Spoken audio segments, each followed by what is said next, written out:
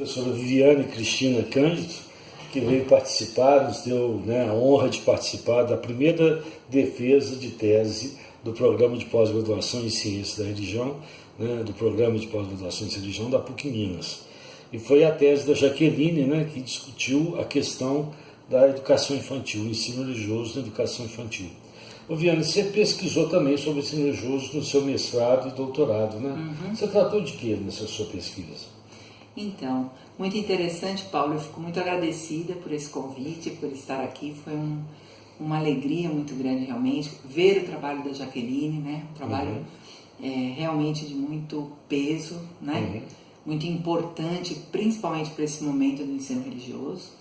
Então, assim, eu queria até contar um pouquinho como é que eu fui parar nessa pesquisa de ensino religioso. Ah, sim. Porque, assim, não foi uma pesquisa que eu decidi, mas decidiram por mim. Porque eu trabalhava na EC, na Associação de Educação Católica, né? Que no começo era cristã, depois se tornou Associação de Educação Católica. E agora é a ANEC, né? Parece que mudou, acabou a EC. Acabou a EC, mas na época eu era consultora do ensino religioso. E naquela época eu trabalhava com o Nestor Miller, lá em São Paulo, e a PUC de São Paulo montou um curso de ensino religioso, né? Só que aí eles não tinham professor de didática do ensino religioso. E eu sou pedagoga também, tinha formação, trabalhava com ensino religioso em escola, tinha sido coordenadora, professora e tudo. Escola pública ou privada? Eu dei aula em escola pública, mas de ensino religioso na privada, na escola privada. Sim. E fui coordenadora também de equipes. E aí o Nestor, na época, me falou: Viane, olha, a gente não encontrou ninguém para didática, você não quer começar a montar? E aí eu comecei a montar o material, né, trabalhar com aluno. Só que assim, eram tantas exigências dos professores, a necessidade era tanto que eu disse: nossa, tem que estudar isso aí, tem que me preparar. Sim. Até porque eram todos professores já mestres, doutores, eu não tinha preparação, né? Eu me sentia defasada para trabalhar então, com essa foi a porta de entrada? Essa foi a porta de entrada. Olha. Aí eu fui fazer o mestrado, eu queria fazer epistemologia do ensino religioso, né? Pensar... Um tema duro, hein? Epistemologia do ensino religioso. Era. Só que aí no mestrado eu já descobri que a gente no mestrado está meio preso ainda, né? Porque aí, primeiramente, a gente decidiu fazer um levantamento da legislação de ensino religioso. Começar entendendo o que era o ensino religioso, primeiro de uma maneira ampla, por conta da LDBN, né? E depois, de uma maneira mais específica, para o estado de São Paulo. Aí essa minha pesquisa, ela me trouxe uma experiência muito interessante, porque nela, o que eu mais gostei desse trabalho é que eu estudei o que foi publicado em artigos em 2 jornais importantes de grande circulação de São Paulo, que é o Estadão e a Folha de São Paulo, sobre o ensino religioso. E aí eram pessoas que eram contrárias. Então eu chamei esse grupo de grupo do não, né?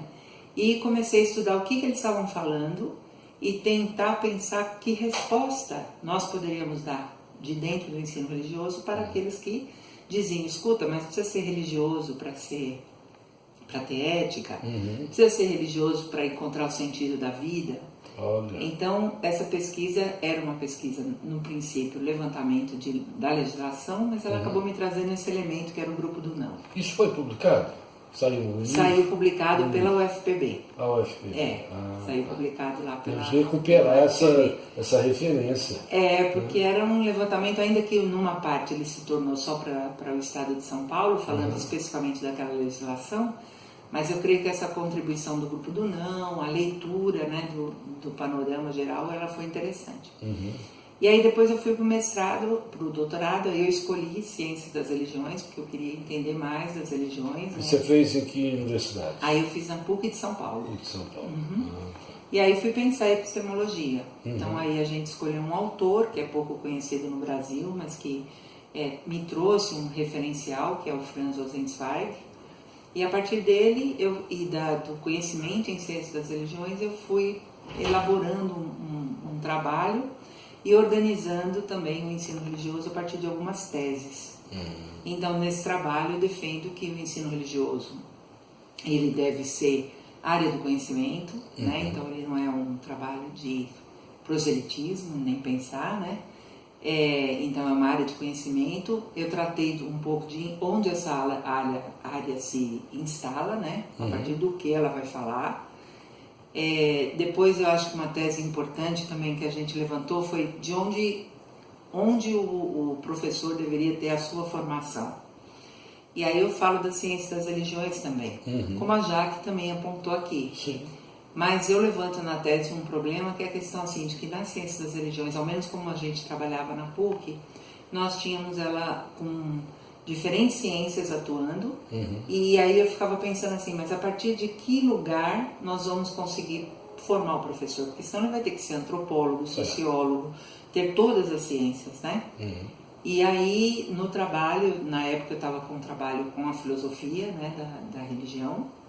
Eu já participei, né, agora eu estou em outra área, mas da Associação Brasileira de Filosofia da Religião. Olha.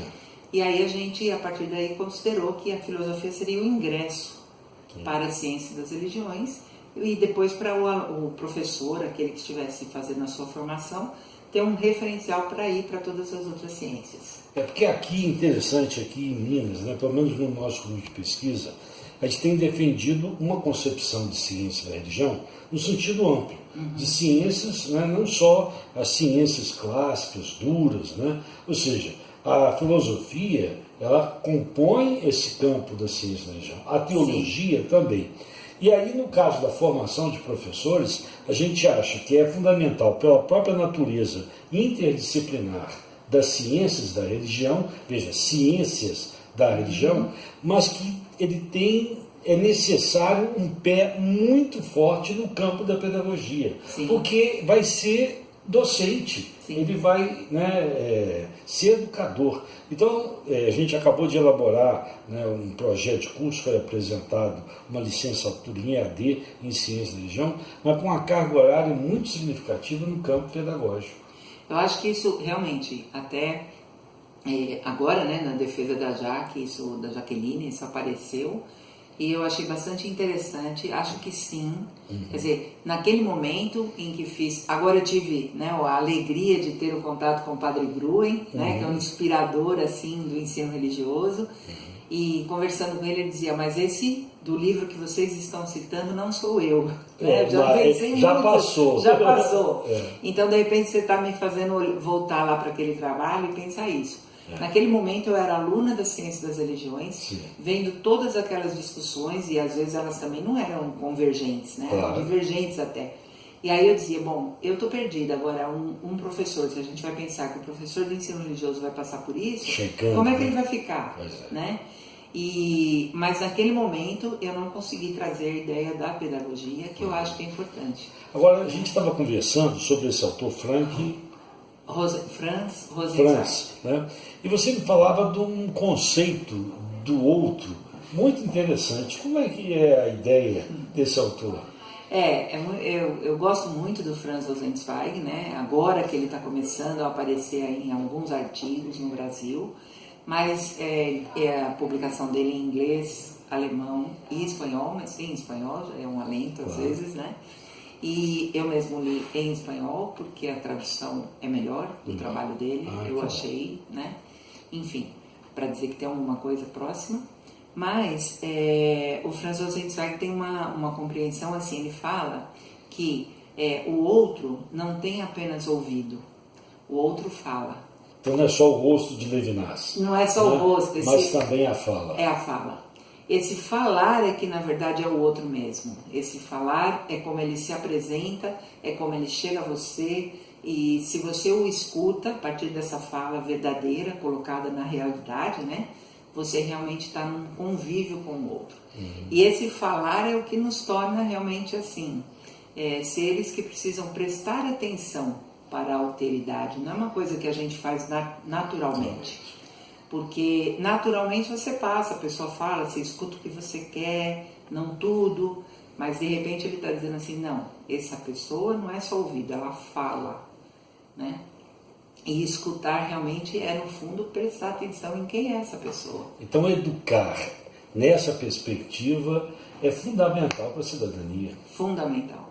E tem um lado, uma coisa assim dele muito assim, de que O Franz Rosenzweig teme a idealização. Por exemplo, acerca da filosofia, ele vai dizer que a filosofia erra muito, porque a filosofia tira as coisas da realidade, do rio da vida, ele faz essa metáfora nessa imagem, e aí tira as coisas que ela quer pensar para pensar a essência.